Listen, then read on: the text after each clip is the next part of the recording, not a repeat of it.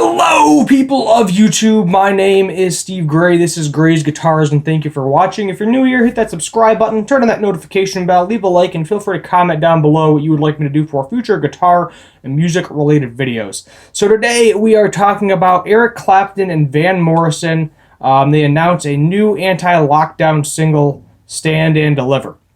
And I didn't know who Van Morrison was. I'm going to be honest with you, I looked it up before this video. Basically, he released a couple of songs standing against all of the lockdown rules in order to save live music. And I am going to be kind of looking at this in both sides, just so you know where the general stance is, so you can get the information and then kind of go where you need to go.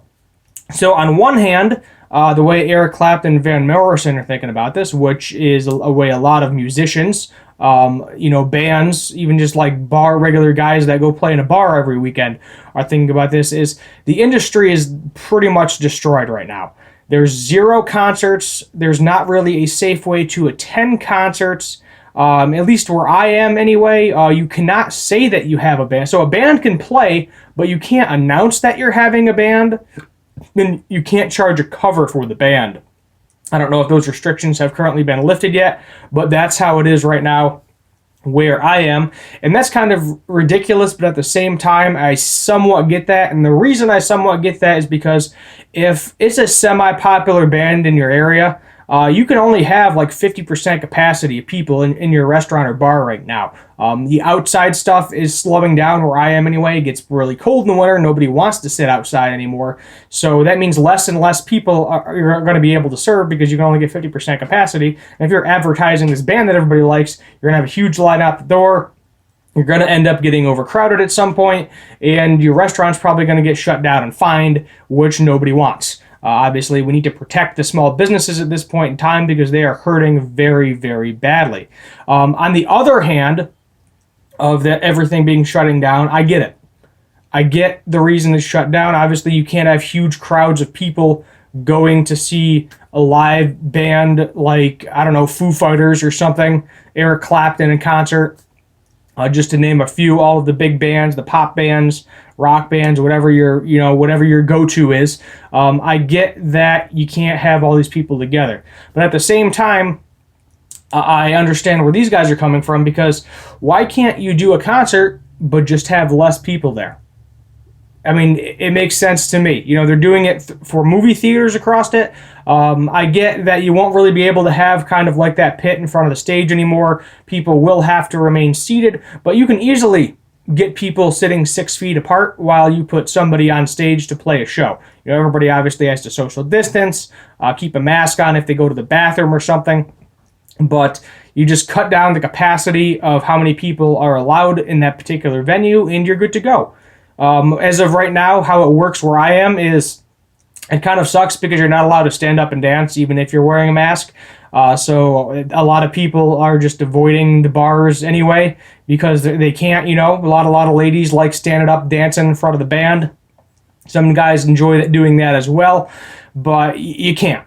You have to stay seated even if you're wearing a mask. You are not allowed to go up in a crowd of people and dance because of the social distancing rules, which makes sense to a certain extent, but that's just how it is. But it is, it's without advertising, without cover charges. It is killing not the big guys, because the big guys have adapted. The little guys, as I said, the guys that are going to bars every weekend, booking a wedding every weekend. That's where they make their money. That's where they make their living, and they're not making it right now because nobody's booking them, because they can't afford them. If you can't do a cover charge, it's $5 for people to get in, depending on how big that band is. Sometimes it's not worth it to pay the band, so you just plug in the PA system and put whatever random music on that typically everybody listens to. That's the situation that we're in right now. But it's the problem though. It's dying. I mean, a lot of bands are ready to play. I've known a few that have got together through this past 9 months we're at this point. Since about last March or so. But they got nowhere to play. They practice together in their little practice place, but they can't play out anywhere because nobody's hiring them. So you're not getting that revenue. It's hurting the small businesses, hurting the live musicians, and it is just not a good situation.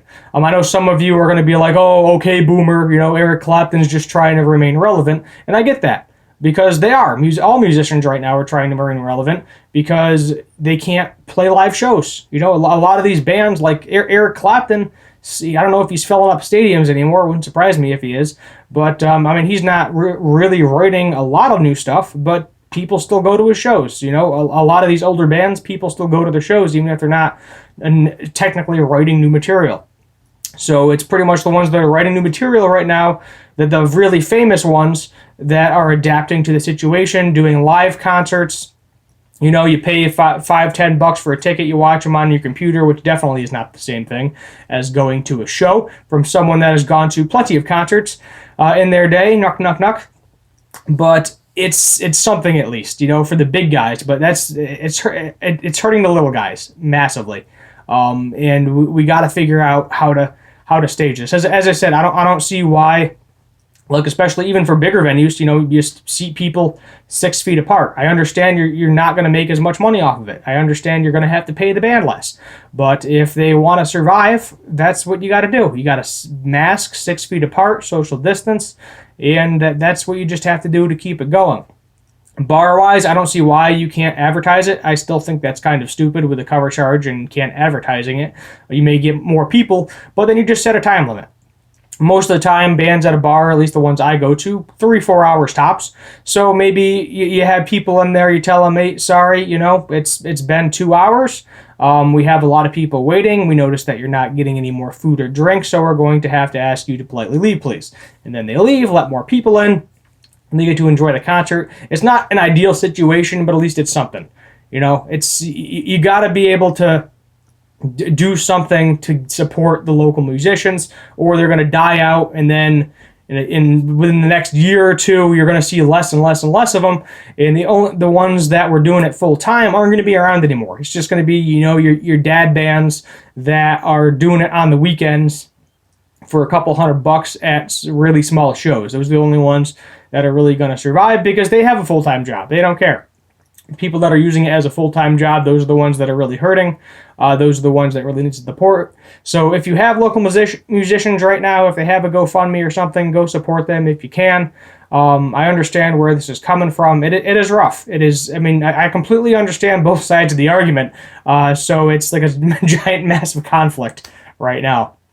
But there's definitely things that can be done, and you can continue to social distance, but at the same time, you still have the ability to go see that musician live. So that would be nice to see them implementing some new rules in order to get that whole situation figured out. Let me know what you think in the comments down below. My name is Steve Gray. This is Gray's Guitars, and as always, have a good one.